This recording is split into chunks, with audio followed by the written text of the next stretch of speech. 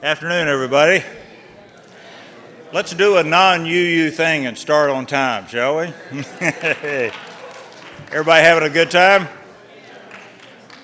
I know everybody does this, but who's here for their first GA? All right, man, a lot of you. Woo. Welcome, welcome, good. I hope you're especially having a good time here. Well, we've got a subject today that seems a little mundane for people, but you've obviously broken the code. This is something we don't do very well as Unitarian Universalists very often, and we pay a price. So we'd kind of like to walk through how to take some of the pain out of that leadership transition business. Let me just walk through who we've got here. This is kind of an eclectic team. The three of us have worked together in various configurations before, but we all come from various backgrounds. I'm just going to briefly tell you who we've got on the dais here, and each of them will tell you a bit more about themselves as they come up. Mark Bernstein is a Congregational Life Staff Consultant for the Central East Region. Used to be the Central East Region Group. It's in kind of transition here at this point. Connie, or myself, I'm a stewardship consultant. We've got a group called the Stewardship for Us team that for about the last 20-something years, we've been doing the stewardship consulting for everything from the UUA down through congregations, working on that, and leadership development and transition is obviously a big part of that. And Connie Goodbread is a congregational life consultant from the UUA Southern region. So you've got about half of the continental U.S. represented on the team and one guy who sort of wanders around here a bit. What we'd like to do, first of all, is make sure you know the slides for this thing. This is the address. They're up on the UUA website right now. So everything you're going to see today, you can download those. Still moving? There we go. If that's a long one to remember, you can also go on stewardshipforus.com. That's the stewardship website. Hit our blog. You'll see a write-up right there on this particular exercise. And the slides and some handouts we're going to go on the screen today will be there also. So there are a couple places you can download the slides and use them as you'd like to. Let's frame the discussion here just a little bit on leadership transitions. Here's the observation we made, and we had this in the write-up, and I've had several people tell me since we've been here, yeah, that's my congregation. We don't have 20 years of experience. We have 1 year of experience over and over again. Groundhog Day should be our theme movie here. That's true for a lot of us, and something I really got interested in about 15 years ago when I got really interested in my congregation. I thought, this is really a self-inflicted wound. We could probably do better than this, and our premise is exactly that. Leadership transitions do not have to be painful, and they don't have to be done at the last minute here. And so what we're going to do today is walk you through three pieces we hope will help you have better transitions. One, to just kind of back up a little bit and frame the conversation, what's different and what's the same about being a leader in a Unitarian Universalist congregation as opposed to being a leader in business or the military or the corporate sector. There are some things that translate, but some things are quite different, and those things also affect how you do transitions to the next leader. Secondly, we're going to talk a little bit about the things that are available to you to help recruit and train new leaders coming in. One of the things that always strikes me, I visit probably 50 congregations a year, and I'm just struck how little we know what's out there available in the UU world on the various regional websites and the UUA website. So we're going to walk through some of those and make sure you know what's out there and where to get them. And then finally, we're going to talk a little bit about effective tools and techniques you need to actually pull off those effective transitions. We're all going to be talking a lot today. If you don't listen to anything else I say, take this one home with you today. The leadership transition is absolutely going to happen. You know at some point you're going to decide you want to be a Buddhist, you're going to die, you're going to win the lottery and move to Bali for some reason, or we'll do the standard UU rule that says you are the chairman of this thing until you die or find your replacement. But whichever model is, at some point that transition is going to happen. And so it's helpful when you take responsibility to lead something, if you understand my transition to the next leader is my responsibility as well as theirs. It's a shared responsibility. And I really need to start thinking about that the first day I come to work as the new leader for this committee or this board or whatever group it is you're running. We'll give you some tools to start building that. So when the time comes, it's really an easy and automatic thing. But if you'll not think of it as something you do at the end, but a house you start building all along the way and all you got to do is turn over the keys when you leave, it goes a lot easier. So if you'll just keep that mindset, I think it'll do well by you. And with that, I'm going to turn it over to my colleague who's going to tell us what's different and what's the same about UU environments and leadership. Thank you, Bill. Good afternoon, everyone. Good afternoon, everyone. Thank you. Thank you for being here. I just want to share with you, since we know each other so well, that my last day as UUA staff is Tuesday. And this is the last workshop that I will do as a UUA staff. So I will be signing special cards after the workshop, which may be valuable someday. Years from now, thousands of people will say that they were here. But this is a particularly interesting workshop for me to close with, because I was a leader in the nonprofit field before I became a UUA staff person, and then I did leadership training with the UUA, and now I'm going back to a nonprofit organization as a leader. So we want to start off by talking about how is leadership different in a Unitarian Universalist environment? How does it differ from other environments? And we think there are several ways. Most of the people that you lead in your work are not being paid, but then again, neither are most of you. People are doing this work out of a devotion to our faith and to their congregation. And so, as UU leaders, we must be open to people's hearts as well as to their minds. As leaders, the lines of responsibility are not as clearly drawn. In a congregation, the same people may be leaders, team members, elected officials, donors, observers, critics, mentors, founders, and recipients of the services that the congregation has to offer. These varied roles, in the best case, can weave together beautifully, but in some cases, they can cause confusion or uncertainty as to who is in charge or accountable. Yes? And the motivation of others must stem not out of a sense of duty or obligation, but out of a feeling of love and belief in our Unitarian Universalist faith. As leaders, we cannot compel people to do things. We can, however, inspire, encourage, and motivate them. Here are a couple more.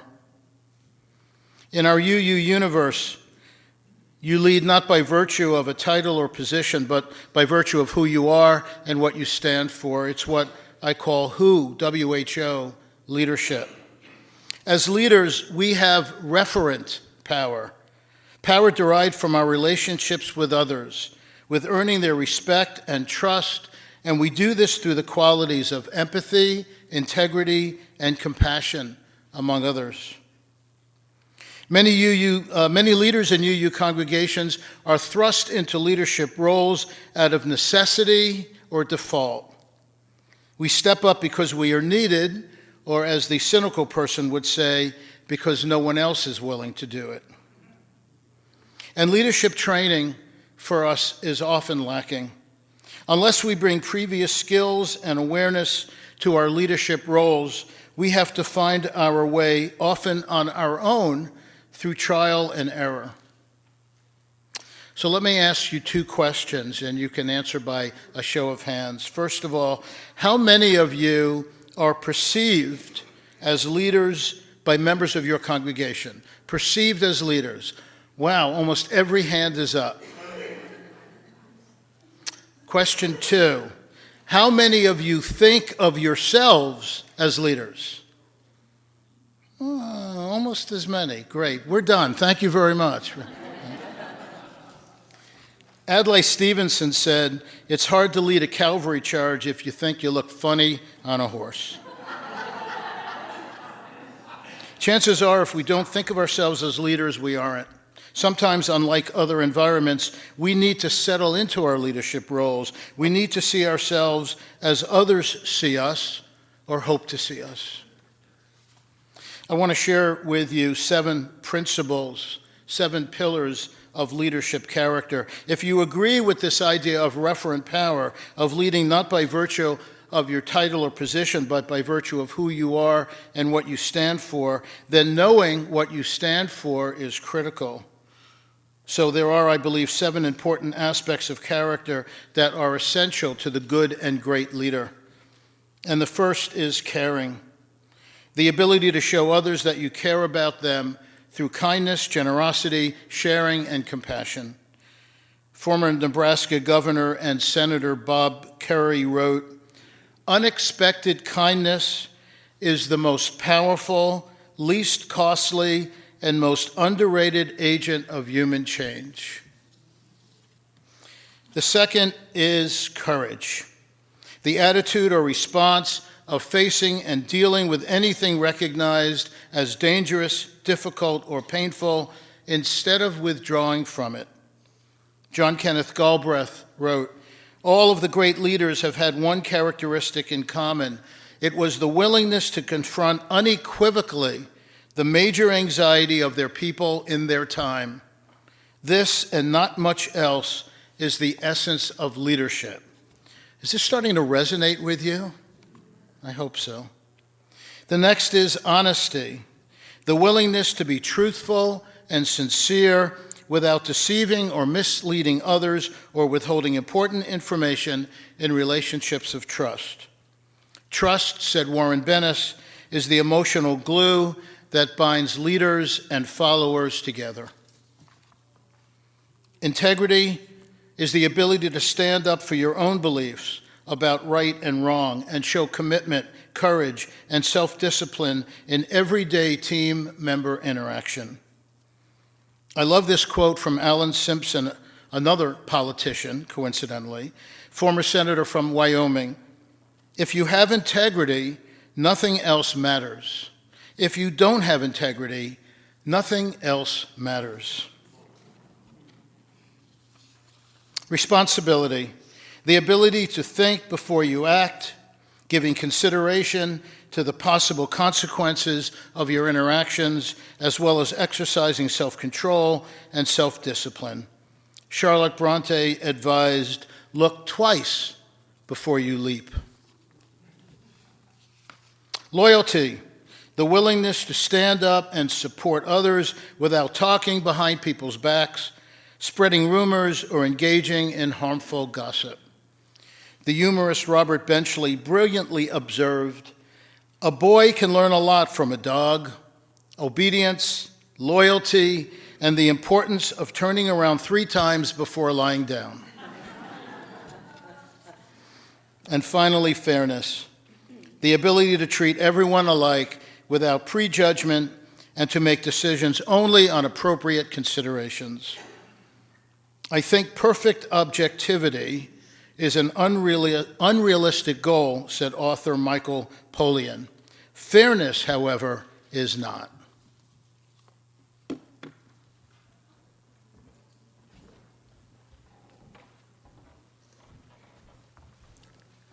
Well, Mark has talked to us a little bit now about what we think it means to be a good leader, and you can apply that to a UU context. Connie is going to come up next, talk to us about where to find some resources to do that. One of the things I want to start with, though, is the fact that it is an honor to be a leader in a Unitarian Universalist church. It's an honor to be asked by people that you respect and that you care about, and the people who care about you, right? So it's also really, really wonderful when we're asked by somebody. So to make room for more leadership is also a piece of genuine leadership. And so we can't constantly be doing everything ourselves, can we? We have to include others in it. We have to make room for new leaders. I'm going to skip 2 of Mark's and go to my first slides. So one of the other things, it is really hard. I need to tell you that this is a disclaimer here. I can't hardly stand still when I talk. So being behind a pulpit and not being able to take this mic and wander around with you is just really sort of confining for me. So if I begin to wander, you'll know why. One of the things that often Unitarian Universalist congregations do not do is recognize the work that they've already done, right? So we tend to be Actually, it even happened a little bit today. I was actually standing talking with people about the great thing that just happened with the Supreme Court. The great thing, woo, right? And people actually said, yeah, but our work is not finished. Well, of course not. But, you know, it's like, okay, that's done. What's next, right? So we tend to push forward even when we've just accomplished something amazing. So it's always really good when you're trying to pass on the baton, when you're trying to bring up new leaders, if you stop for a little while and recognize what you have already accomplished. So does your congregation have a covenant? A covenant. Does your congregation have a covenant? And if it does, how does it help you to lead? Does your congregation have a mission? Is your mission values-based? Is your mission based in the deepest reason that your congregation exists in Palm Harbor, Florida in 2015? Is your mission based in the deepest reason why? Does your congregation have a dream, have a vision? Can you articulate it? These are all important leadership tools. How might we use a covenant? How might we use a mission to be very clear about what it is we are leading and the direction we are headed in? So if your congregation has those kinds of tools, I'll bet you your congregation actually does have bylaws, right? You can't exist without bylaws. So do the bylaws reflect the values that are in your mission? If we are the people of love, if love is the doctrine of this church, what do our bylaws look like?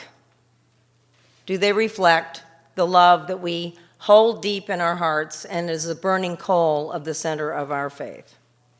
Policies and procedures. Do you have a policies and procedures manual? Can you find it?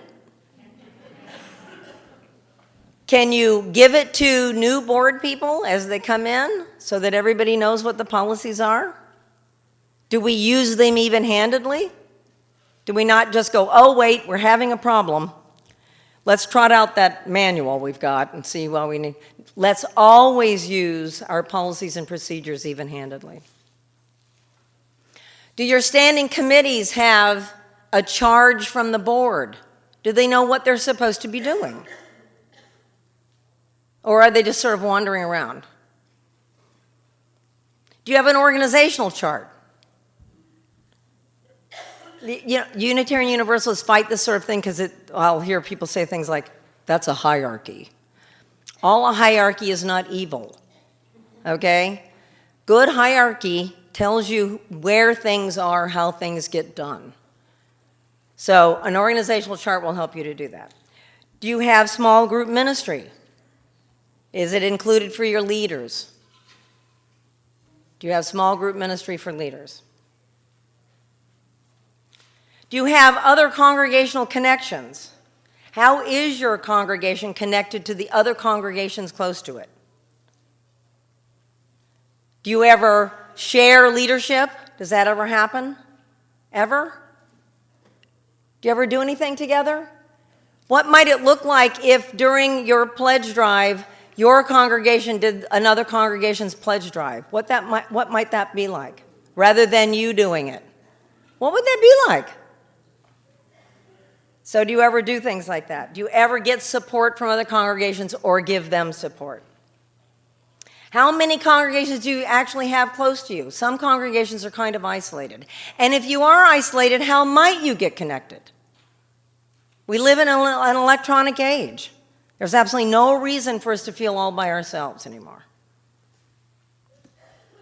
So in the association, we have 5 regions. So your congregation sits in a region, probably sits in a cluster of congregations. Maybe not, but for the most part, we have clusters of congregations. Each of the regions has a certain number of staff people. Some regions have more staff people than others, but everybody's got at least 10. These are resources for you. Every one of these regions has a website. Every one of the websites advertises events. Some of those events are leadership trainings. Do you know where they are? Do you know what's happening? This is the Surge website. So how many of you are from the Surge region? Great. Great. So this would be your website. Is that blurry? Yes. Could somebody just, yeah. Thank you, Renee. The Surge website has an online leadership school that only costs $30. Everybody can take it. You don't have to be in the Surge region to be part of that. This would be a great tool for your congregation to be able to take advantage of, wouldn't it? This is the Southern Region website. How many from the Southern Region? Woohoo! We have leadership experiences that are leadership immersions. This is a great thing for your congregation to take advantage of. You actually send a team of people away, and they are immersed in Unitarian Universalist theology and systems thinking. There's national resources. You have national staff. You are part of a larger movement. You are part of a larger movement. You have national staff. You have a national website. You have myuua.org. What is that? What is that? Do you know? This is how the association communicates with you. If your congregation does not go in and fill that sort of information out, then we don't know how to get a hold of you. So it's really important for new leaders to be listed on myuua.org. This way they will get the communications that they need. They will be advised of the trainings that are available to them. They will be included in news bulletins. So it's important to do that. There are books on leadership from our association. There are events, national events as well as regional events. And one of the things that we need to remember is that we as an association, the Unitarian Universalist Association, is us at our largest presence in the world. We have band together to make a difference in the world, and we have seen at this GA how that works for real, haven't we? Haven't we? So this is the new UUA website. Isn't it beautiful? Isn't it beautiful? This is a very rich website, and it's layer upon layer upon layer of information. There are millions of documents on this website. Millions. Do you like the new logo? Good. This is myuua.org. This is how I sign in on it.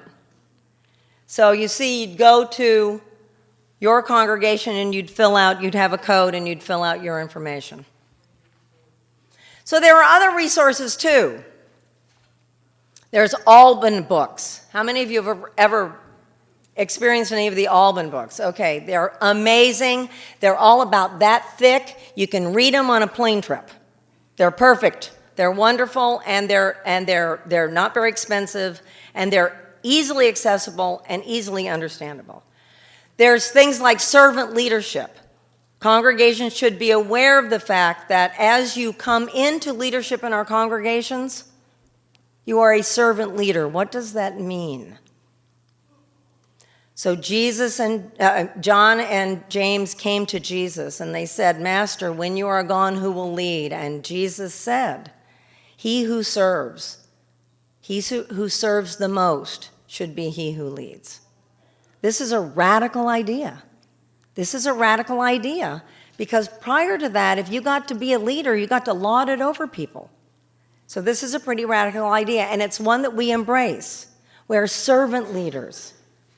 We are servant leaders. We serve our congregations. We serve the mission of our congregations. This is something to pass on to the next leader. You're not lost in the weeds. There are directions to go in. I love adaptive leadership. I love adaptive leadership, and it really is understanding that you do have to tailor your leadership for the thing that you are in the middle of. You can't just, best practices only work where they work. They got to be tailored every place else, right? So for an adaptive leader, you understand, you stand in the situation long enough to understand what the situation actually is, which means that we don't go for quick fixes. This is a way of leading. I study with a group called the Table Group, and one of the things that they talk about is that every fabulous organization on the face of this planet, their foundation is trust. So this is another thing that leaders must be able to pass on to one another, a sense of trust. Not the kind of trust where we'll never make another mistake, the kind of trust that lets us know we will make mistakes, but we will stay at the table together and work through those mistakes as a team together. This is a great thing for leaders to know, that they're not alone, that there is a team with them. There are all kinds of resources online, and there are a million films, YouTube, TED Talks, that you can help to stimulate leadership growth and to help people to understand more deeply what their leadership actually will mean. I'm going to share with you a tool now that is an online tool, and I'm going to be really honest with you that the reality is you're not going to understand how to use this after I finish talking, right? It takes practice to use, but it's a really important tool for us as Unitarian Universalists, because one of the things that we struggle with is that we have this issue with power and authority, okay? We like the piece of our polity that says, you are not the boss of me, and nobody from Boston is coming in here and telling us what to do, right? We like that piece. But there's this other piece of our polity that is, we are all in this together. And we need to be in deep relationship, deep covenant, the practice of covenant, in order to do really, really fine work. And so one of the things that this particular model does, and I'm going to show you this whole thing, and again, you can go on the website that Bill shared with you in the beginning, and you'll see a blank RASCI chart. So this tool is called RASCI, RASCI, and I'm going to tell you what the initials for. This is one of the things that you'd see online. This is a definition of this chart, and we're going to go through it. Now, one of the reasons that it begins with R is because the reality is that the R is the person who is actually responsible for doing the task. Actually responsible for doing the task. There are times when the A, the person that person is accountable to, could actually get in the way if they're not careful. So we begin with R because that's really where the work is. All right, so the R is the person who is responsible for the product. The person who's going to give you the thing that you want them to give you. So let's say that this is a religious education program. So the R for let's say, curriculum development would be the religious educator, the DRE, the Director of Religious Education, right? But that person is accountable to who? The minister, let's say, in your congregation. So every task is listed, and then every person that would have a part to play around that task is also listed. So you've got the responsible party is the person who is going to produce the product. The accountable person is who they are held accountable to. The S is the supportive staff. So it could be the RE committee, it could be the teachers, these would be support people. But they're people who are going to do some of the work. The C, these are the people that you have to consult with. You have to talk to them and find out information from them. And then there is going to be I's, people that must be informed about what it is you are about to do, what product it is you are producing. So one of the things about a successful RACI chart is that you've got to walk through it with the people you're going to do it with. And we'll talk about how you might use this as you're passing the baton to other people. Being very clear about what somebody's job is a wonderful recruitment technique. This is the job I'm asking you to do, and here's what your team will look like. So we're going to move to what the chart looks like. So over here, you would list your tasks, and at the top, you would list either individuals or the roles. So it might be the minister, might be the DRE, might be the board president, but it would be one person, one role. This is a filled out chart.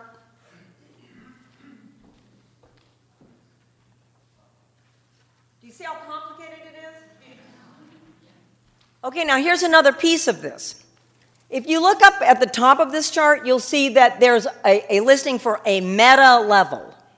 And that reality is that at the very top level of this particular chart is for our staff team in the Southern region.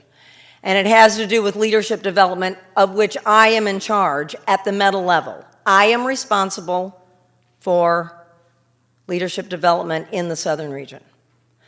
I am held accountable to Ken Hurto, who was my boss. But when you start drilling down into the jobs that leadership development will have to entail in order to actually do that work, other people will be responsible to me. So the A's and the R's switch around. Now, one of the things about this, if you look at this, is that there is only one R and there is only one A in each one of the lines. Read across. Do you see that? This is where we struggle with this as Unitarian Universalists, because we can't figure out who is accountable and who is responsible. And when we can't do that, we get in one another's way. We get in one another's way with the work that needs to be done. So one of the things that we're fond of saying in the Southern region is, you're in my lane, okay? You're in my lane. You need to get out of my lane. This is my lane, right? So as you drill down into a task, you will see that there are more tasks, and you will change the initials around a little bit. Is this confusing? Is it confusing? Okay, great. All right. Some people are going, okay. Other people, a little bit. Okay. So the S people are the team that are going to help you produce it. As the responsible individual, your support staff are the people who are going to help you to produce this program or this event or worship. Worship is a great thing to do with this.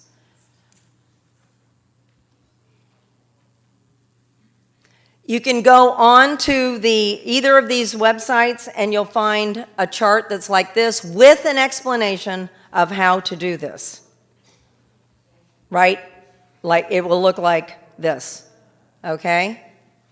So if you go on to either the Surge website or the Southern Region website, either of those two websites, you will find a blank chart and an explanation of how to do this. You can also go online and learn how to do this. You can also take workshops online.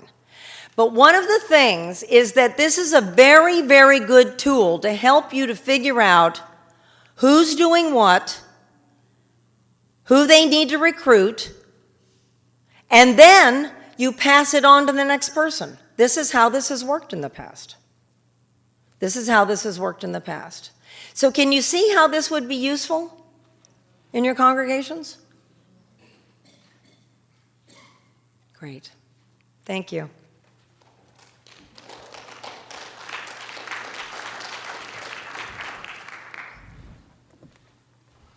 So we've talked about a couple of leadership pieces here, and the last one, this looks pretty complicated. It's really not as complicated as it looks when you get into it. But I don't want you to think that leadership is always complicated.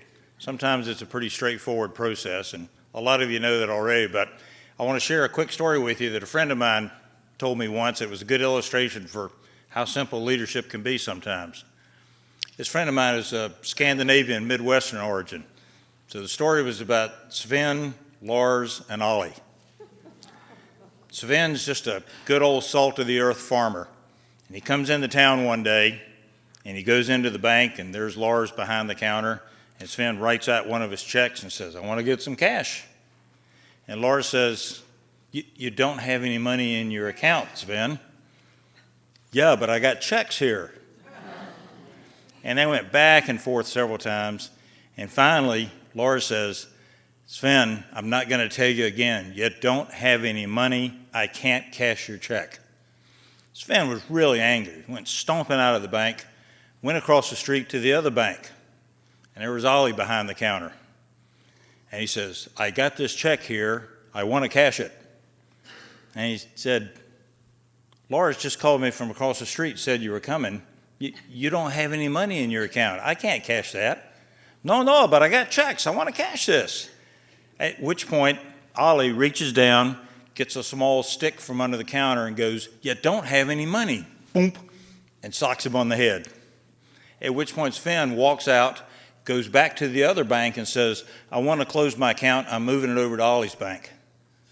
Why? He explains things better than you do.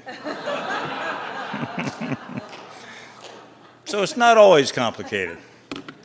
All right, we talked a little bit about theory and some sort of high-level things to think about how leadership may be a little different in our environment and some resources you can draw on. I just want to underline all those things that Connie just said.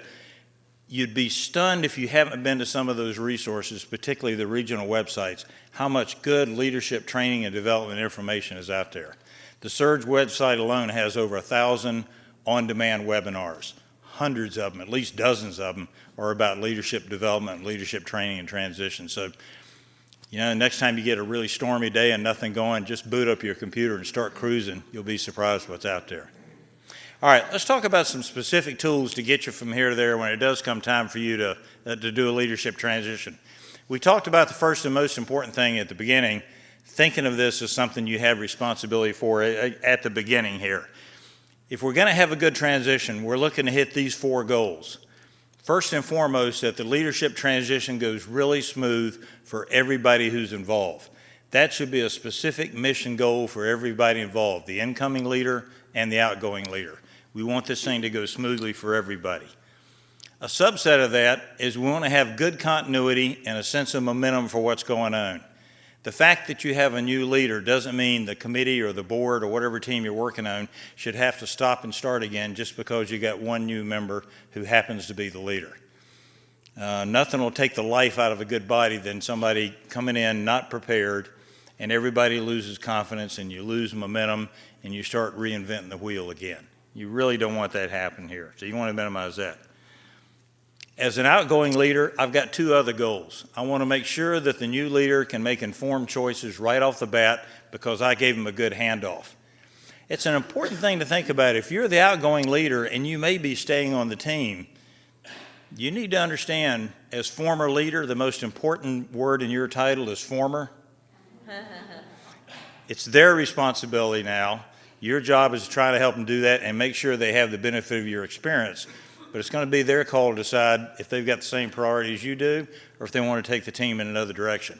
But we want to be supportive. We want to make sure that they don't make any bad decisions because they didn't see something coming that you could have given them the background on to let them know it's going.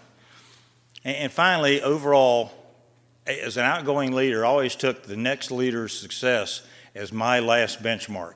That was the last thing I had to do for my team. If they didn't miss me at all, if it was just a smooth transition, then I have succeeded. If they stumble, I've got to ask myself, do I own part of that problem here? Is there something I did not do to make sure that transition happened? And we've all probably been on the receiving end of good and bad transitions. You know how bad it could be when somebody hasn't taken the care to do that. You don't want to do that. And here's the reason why. As the slide says, you can do anything if you got vision, energy, and an unlimited supply of labor. We have 2 out of 3. It's as good as it's going to get. We got vision, we've got the right motivation, we'll do this right, but the most precious resource we have are our leaders and the people who work and do the volunteer work, and not to forget our staff who are also part of this mix here as well. None of those should be expending wasted energy because we didn't do a good preparation to hand off for leadership. You want to take care of people. So let's talk about some specific tools and techniques you can use that I think that will help here. Here are the first three things I always do when I pick up a new set of responsibilities. I start transition planning that day, literally. I'm going to show you a couple tools I start putting together. My first day on the job, I start that transition planning. A big part of that is I start looking for who's going to replace me. When I take on a responsibility, I do not believe in the old, you keep it until you die. I'll use the assignment for something and say, I'd be happy to do this for 2 years or 3 years, whatever that is. When we're a year out from that, we may be able to renegotiate that. But my expectation is I've got a fixed term, and for the health of the organization and my own health, I'm not going to do something forever. So I'm starting to look right off the bat for who might be a good candidate to replace me. And more importantly, how much time do I have between now and when I'm going to ask them to do that? And what can I do to help set them up for success so that when I propose, I think you'd be a great chair for this group, they're going to say, yeah, I've been sort of thinking about that actually. Well, of course you have. I've been feeding you stuff for the last year. So let's talk about how we might want to do that. I had a leader do that to me once. He said, you really think I brought you all those meetings just for company over the last year? I wanted you to see what I was doing so you could do it here. It was a good lesson here. And then thirdly, starting a transition notebook. Now, this is the most prosaic thing we're going to talk about today. This is just nuts and bolts nug work, but I can't tell you what a difference it'll make. And again, literally when I first start a job, I build 90% of this notebook, at least in outline form, and then fill in as I go. If you build one of these, boy, life is going to be easier if you're a successor. And here's what a transition notebook looks like, at least the one that I do. I actually put together a little 3-ring binder and put these tabs in here. And again, when you go to the slides, you'll see you can download a copy of this as well here. There's some things you'll need to do right at the end. A little overview of what your tenure's been like, the lessons learned, and going right to the very end, any miscellaneous notes you want to do. Everything else that's in this book are the things that you generate as a committee or a committee head during the year anyway. You're going to have a planning calendar, I hope. You're going to have an actual calendar of execution, what we do and what times here. You should have some description of what you're responsible for. That may be in your charter. You may have some other documents in here. You should have some indication of what money you spent on what authority and where you got it from, or that you don't spend any money. Who's on your team? At the end of the tenure, you'll probably want to sit down with a replacement and say, there's a bell curve in all of us. Some people are good at some things, some at others.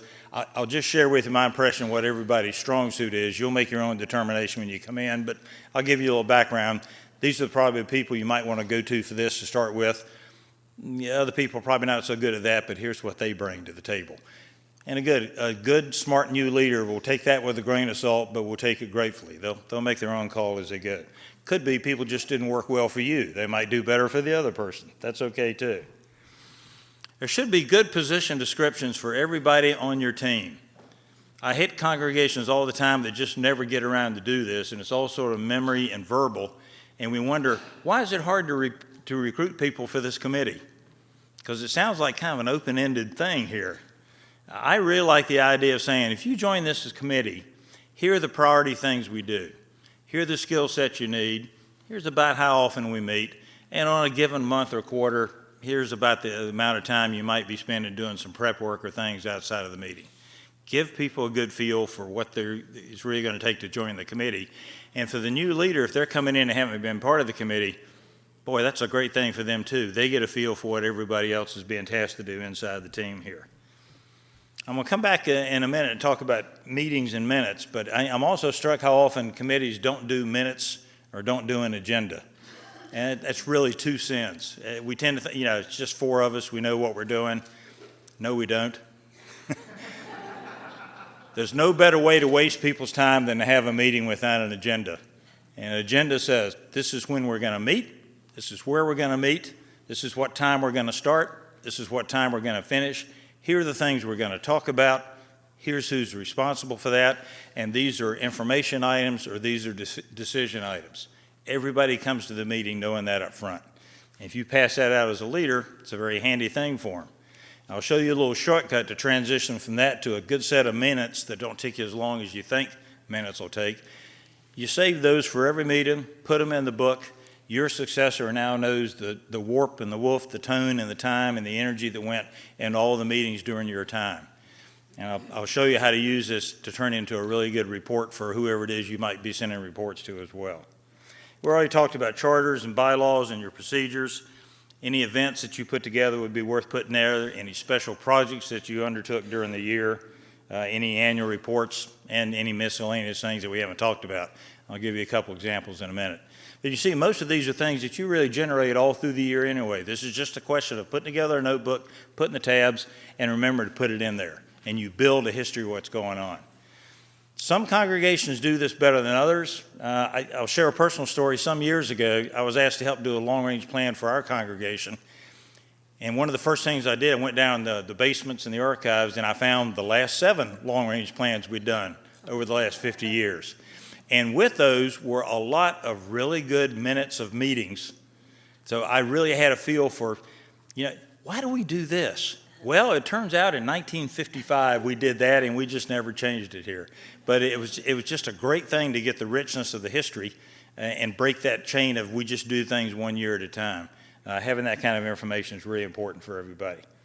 All right, so the notebook is really a great tool to have, and I can't commend it to you enough here. There's some other things you want to think about if you're the outgoing leader in particular, or if you're the incoming leader asked for it. One of them, there ought to be a clear, dedicated meeting pretty early. Let's talk about a handoff meeting. Let's have a time where we can sit down together and the outgoing person can kind of walk through that notebook, see what questions the new person has, and go ahead and start doing the transition. Talk about what do we want to do between now and when we actually do the handoff. Would you like to come to the meetings, before you're going to take over in a couple months? I will pledge to you everything I do from here on out, you'll be a CC on it. So we all know what's going on here. The idea, again, is to get that transition going nice and smooth here. Secondly, let's agree on a transition period engagement here. That is, we figure out how long are we going to be talking to each other before I'm going to get out of the way and you're going to step up and pull the reins here. But let's make sure we've got a fixed time so everybody knows what's going on. You'd be amazed how often people just sort of, I'm doing this sometime in July. And you ask the committee, who's committee chair right now? I'm not really sure. I think Larry's leaving and Mary's coming in, but I'm not sure who's actually got the reins right now. So don't do that. Let's just set up a calendar and let everybody know we're doing a transition talk. We're both going to show up with stuff for the next 2 months, and effective the 1st of July, Mary's going to be the lead here. But do that kind of firmly here. Third, let's be real clear and do a reach-back agreement between us. If I'm leaving and you're taking over, one of my jobs is to stay out of your way and give you the space to grow as a new leader. But one of my other jobs is to make sure you know if something comes up we didn't talk about, you can call me anytime. I'll be happy to share with you what I know and see if I can help you if you run into something. The odds are whatever you run into, it's not the first time. Probably happened on my watch, and I'll be happy to do that. But I want to pledge to you, I'll stay out of your way, but I'm available to you as a resource here. The other item, this is the one you have to kind of build along as you go, but you really want to wrap it up at the end, what I call a lessons learned log. Something that goes in in that notebook. I call it sort of a leader's diary, and it's basically what surprised me in my tenure here, what really pleased me, what we do well, what we not do well. Is there anything coming around the next bend that I wasn't able to resolve or it wasn't time yet, but you need to know about that? Sort of a lessons learned story. It's a really handy thing here. I found one going through my own congregational archives. We actually pieced one together. People had done bits and pieces, and I was able to put together 30 years of leader notes from just answering those 4 questions. What a great thing that was. We now pass that to every board chair. They add their 4 answers, and it goes to the next one over here. Really, I can tell you there's nothing new under the sun. The same stuff we were worried about in 1958, we're still worried about here. But we're getting better at it, I'm sure, here. Let's talk a little bit about key material archives. If you're a group that actually runs some sort of a project that generates materials, brochures, correspondence, handouts, displays, make sure somebody captures some of that stuff and the new leader knows where those are. If you're lucky enough to have somebody who's interested in being a church historian or an archivist, make sure they know where they are too. When you start doing your 50, 60, 70, 80, 100-year anniversary, those things are just pure gold. But they're really nice for the new leader to know about as well. Meeting notes we talked about, again, a really easy format. We overlook this a lot, and it really is a bad thing to do. You're short-circuiting everybody if you don't do that. And I want to show you, it's a little hard to see here. When you go to our website, and particularly when you go to the UEA website, you'll see these slides. When you go to the Stewardship for Us site, you'll see the slides, and you'll see this document in a Word format, so you can download it directly here. But this is something I came up with a few years ago that I really like running my meetings on. You can see it's very straightforward. You look up at the top, it says, here's the group that's meeting, here's when and where we're going to meet, here's everybody I expect to be at the meeting, and then the agenda comes down in a fairly short little set of boxes and a matrix. Here's what we're going to talk about, who's responsible for leading that conversation, here's about how much time we'd like to allocate in the meeting to do that, and any little comments or background information we need to know. All the way down the list for the agenda. The last few items are kind of interesting here. You'll see, let's see if I can find my little pointy thing here. Yeah, it's a little hard to do here. Yeah, they're a little fuzzy. There are a couple things down at the bottom here that are really interesting to say. One of them is a review of what we agreed to at this meeting. I always have somebody besides the leader, because the leader's busy running a meeting, take notes, what do we all sign up to do? So before we leave, somebody says, okay, here's what somebody agreed to do by such and such a time and what they're going to do with it. Let's just be clear on who's going to do what here, so that's not in question when we leave. Secondly, we have what I call the WINK question, W-E-N-K. Who else needs to know? What did we do here today or tonight that somebody else would like not to be surprised about, or Mike could help us do it a little better? The UU pain we could solve if we asked that question at every meeting here. But let's talk about it. If we come up with somebody, okay, who's going to make that call or who's going to run that note over so we make sure that happens? And an agreement, we're all clear when the next meeting is and maybe a note about what our key item is. Below that is a list of calendar items. Here are things we know that are coming up about the next quarter that we all need to keep in mind. You generate one of those for every meeting. It doesn't take as long as you might think once you get the first one. It's a real easy thing to do. So that's my agenda for the meeting. When I come to the meeting as a leader, I've got another version of this on my laptop. It looks the same, except look, there's a couple columns missing. Now I'll note in red, it's the way I do it, the people that weren't at the meeting. So later I can turn that into here's who attended, here's who was absent. I took out the little middle pieces about who talked about it, how long, and now we've just got here's what we talked about and here's what the result was. My agenda just became my minutes because I took out the middle and changed the right column here. Making adjustments on the calendar. I've now got minutes that look just like my agenda, and it took me about 5 minutes. I normally can do this on the run in the meeting. It goes in the archives, and for example, when I was running the program council in my congregation, that was my report to the board. I had the report done before I left the meeting. Nothing extra to do here. Nobody had to do any extra meetings. But having a stack of those in your book for your successor who can look for the last year or so, same format, same organization, really easy to find information. Very handy thing for people to have. So I'd commend to you to take a look at that. One last substantive item I'd like to recommend you think a little bit about. What do you do with the leader once they've finished? Assuming they haven't run away screaming or done some other terrible thing here. I ran into a congregation out in Iowa a few years ago. I thought this was really interesting. We all know that sometimes it's hard changing a leader because you can't find somebody to do it.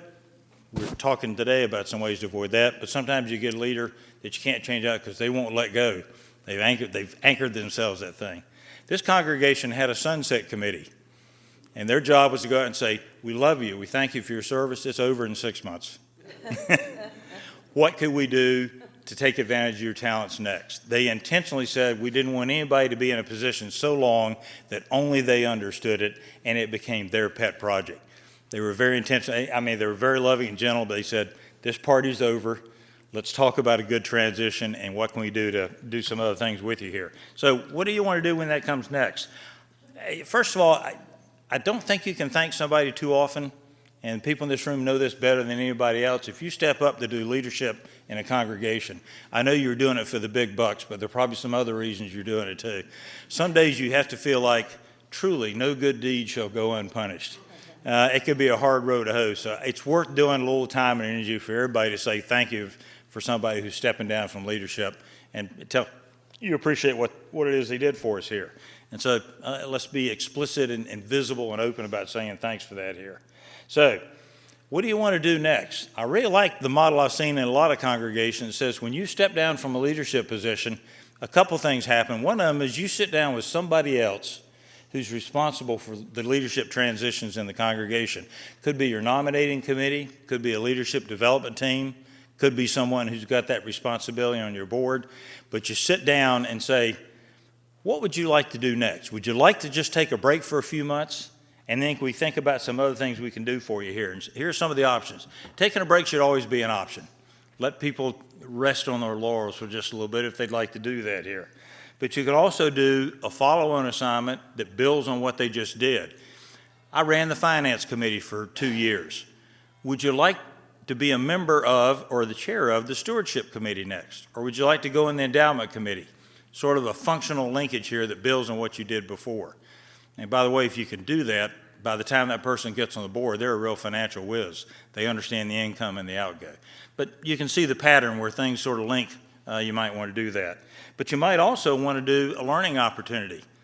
You know, you've been working financial or stewardship or membership things for the last 3 or 4 years. Would you like to take a break and do a left turn, do something completely different? Would you like to be on the Arts and Worship Committee?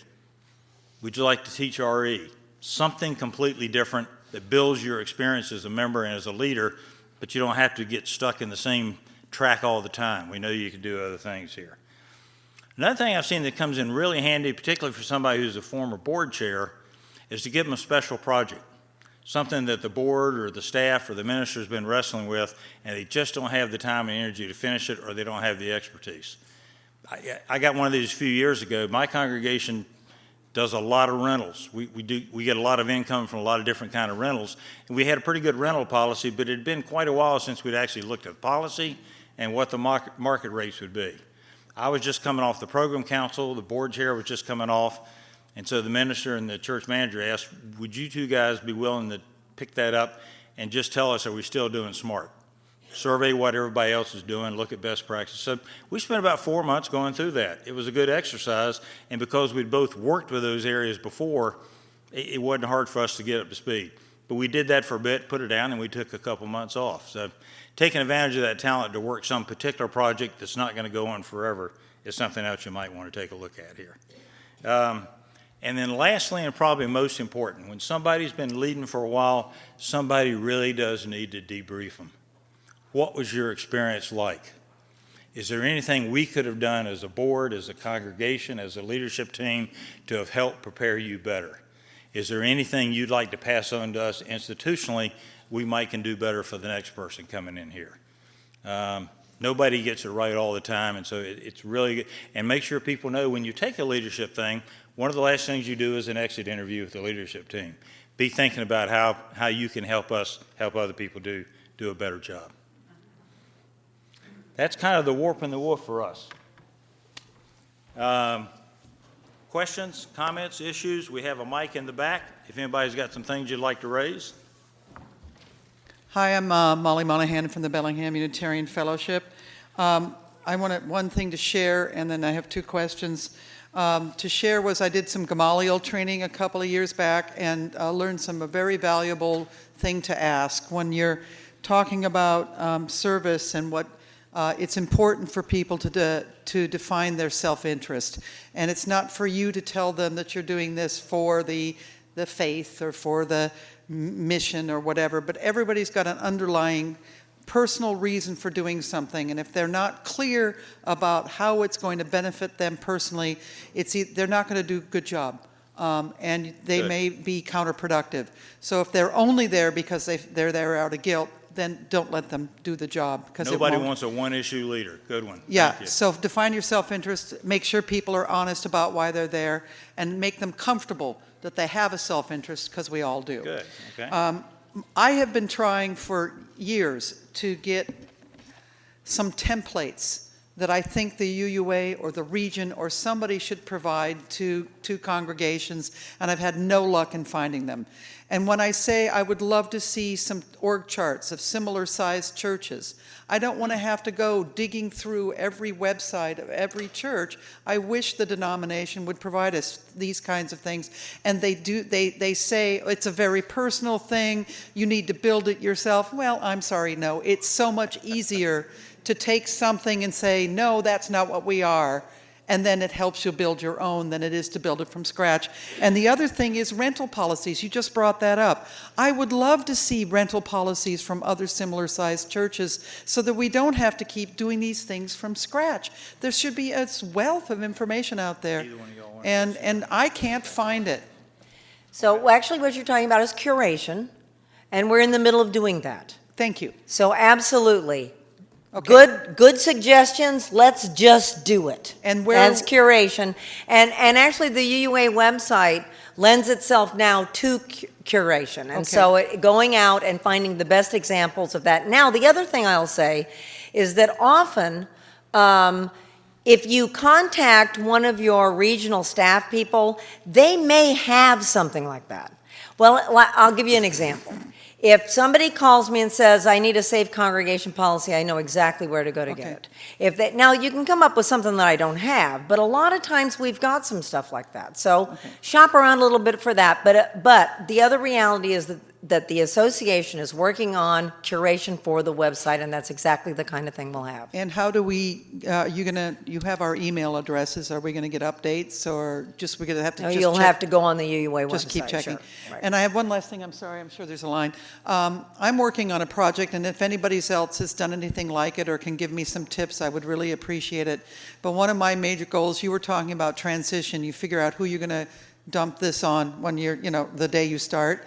I'm working on something that is going to hopefully make me redundant as soon as possible, and that is I'm creating something I call the Buffopedia, and Buff is the name of our church, Bellingham Unitarian Fellowship, to create a searchable database for the congregations so that information becomes institutional and not individual, and that people have the opportunity to do a knowledge dump into a shared resource so that it can become searchable. So if you want to know where are the vases kept, you just type in vases and everybody will have access to that information, and not just two people, etc. While you're building that, I do want to get on and let some other folks get in. One other quick place you can look for the kind of things you're talking about. Most of you are familiar with the email listservs, the UA listservs. If that doesn't ring a bell, go on UUA.org and put email groups in there. You'll see 230 groups listed by functional interest. One of them is leadership, one of them is worship, one of them is money and service. You can go on that list and say, I'm a 200-member church. I need an org chart. Could somebody share? I'm telling you, you'll get 50 answers the first day. Really good stuff. Pat Caffrey, Second Unitarian Church, Omaha, Nebraska. Thank you so much for an excellent session. So you mentioned the whole notion of replacement, and I would call that kind of succession planning. But I think the piece that I missed, or maybe I dozed off, is your best practices, your most successful strategies in ensuring that becomes the culture of the congregation, so that everybody's thinking about that and how it comes to be. Thanks. That's exactly right. And if you have any sort of a leadership training program, if that's part of it, helps do it. That's a good point. I think I dozed off myself for a while, so I'm with you. I just want to add one thing to it. We're talking about cultural shifts here. And when I hear someone say to me, I've been president for 2 years and I have 2 months to go, thank God, then I wonder what the culture is in that congregation, and they wonder why no one wants to step up. Yeah, it goes back to me saying it's an honor to serve Unitarian Universalism in the fabulous congregation that you're sitting in. So we need to approach how we ask people to serve with that in mind. This is an honor. Go ahead. Thanks. I'm Amelia Shenstone. I'm the president of the board of the Unitarian Universalist Congregation of Atlanta. Yeah. And she didn't say how long she had to go. I wanted to share one idea and ask a question. And the thing to share is that we have been, just in the last couple months, moving a lot of our stuff onto Google Drive. And that is something that we're trying out. We'll let you know how it goes as a place to kind of archive the institutional knowledge. So that's free software, and I'm sure there is other like more specialized programs you can get. But wanted to share that. I really appreciated what you said about leading from who you are as a whole person. And I think that that's actually true of all leadership. That's not unique to UUism. And that connects to what you just said about if someone is like, thank God I'm almost done, what message does that say and how does that recruit? So I want to lift that up because how you talk about leadership in all your interactions is part of recruitment. Always, you're always recruiting. Good point. My day job is as a campaign organizer. You're always recruiting in every interaction and thinking about leadership development and leadership ladder and what's the next thing you're going to ask someone to do. But my question is just if you can speak a little bit to the balance between leading with your full self and the phenomenon of cult of personality, and how you make sure that you don't fall into that trap. So I'm not sure exactly what personality type you were speaking about. Say that again. Okay, so one of the things, I get it, okay, so yeah, exactly. So one of the things that we need to remember is that if we bring in hidden agendas with our leadership, then we're not acting as servant leaders. And we are servant leaders. So, and any of us can get locked into, I just want my way. If they would just do it my way, everything would be okay, right? So we can all get locked into that. So it really does, it's part of the recruitment of the congregation. Everybody should be able to serve, but everybody cannot serve as board president. We should be creating opportunities for leadership for that person to succeed, right? So it shouldn't be that we just take turns doing this work. It should be, here are the traits that we need, and one of those traits would be that my ego is intact enough that I don't need to be prom queen, right? I'm here to lead, and I'm leading from a servant leader position. And so we've got to sort of build that into the culture. But Mark's right. We're talking about cultural change here. And so we've got to really think about what it is we want to do in our recruitment policies. Yes. Does that help? Is that good? Good. Yes. Kathy Kopczynski from UU Fellowship of Corvallis, just down south. I've got a couple of questions. One deals with having the past president on the Board of Trustees, which is common, but then also has that dynamic issue. And the other is, how much of the discussion do you put in minutes? Because I've seen a lot of minutes that have all of the discussion, but at least when you read it a year later, you know how they got there versus just what the decision was. I'll take a first shot at the one. I am seeing more and more often the former board chair staying on the board. I've also seen a model very frequently that person goes over to join the nominating committee. I don't think it's a problem. The times I've seen it in operation, more times than not, it's actually worked out quite well. It gets to be a bit of a triumvirate. The current chair calls on the past chair and calls on the vice chair who's going to be it next year, and the three of those work together. But it does get back to something I said earlier. That former chair needs to really, really understand former chair means exactly that. You're now an Obi-Wan Kenobi. You're not the commander here. So, but you do have to be explicit, and it has to be part of your training thing. But I've seen it work real well more times than not. But there is that risk. You just have to, and once in a while somebody has to go to the old chair and say, you're not the chair anymore. Sit down. It's okay, you can do. I'm sorry, what was your second? How much discussion to put in the minutes? On minutes, yeah. Anybody else want to hit that one? You're on a roll. Yeah, my general guideline has always been, if I could pick up the minutes 10 years later, could I figure out what was important? I'm not a big fan of putting a lot of discussion in. You're not writing a novel. You're just saying, this is what we spent time on, this is what we decided. If you had to take a vote, I'd certainly do what the vote was, but I don't think it's really important to say what the whole discussion was, particularly if you've got a leadership model that says we're going to have a good process, and at the end of the day, if we have to make a vote, we're going to make a vote, and we're going to go forward as a team here.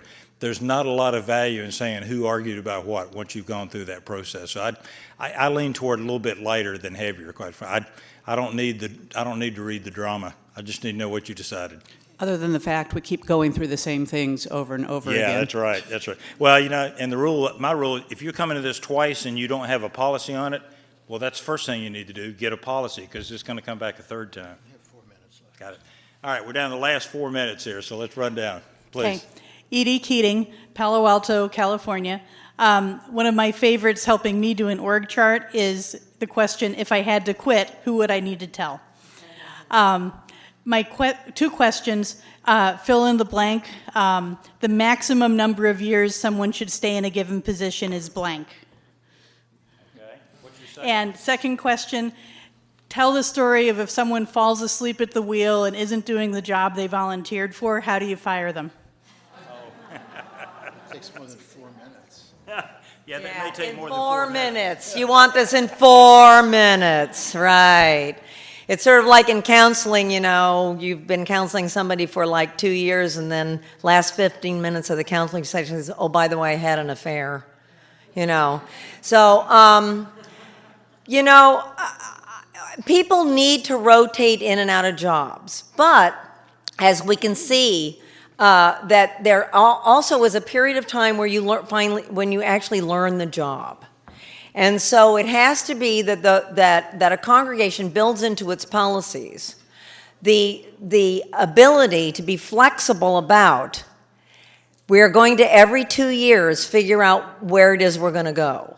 Now, sometimes where it is we're going to go with staffing or having leadership development is that we're going to ask the same person to do this again because it's all working really, really well. But you build in that flexibility. So every 2 years, we're going to look at this. The other thing is every time you change one individual on a committee or a board, you are now in a learning position. So giving any body of people a year where there's no change whatsoever really gets a lot of work done. And it matures the work relationship amongst those people immensely. So building flexibility into the way we're going to approach our leadership and have turnover is really the key. Okay? Yeah. Deborah Weiner, Interim Director of Lifespan Religious Education, Unitarian Universalist Church of Reading.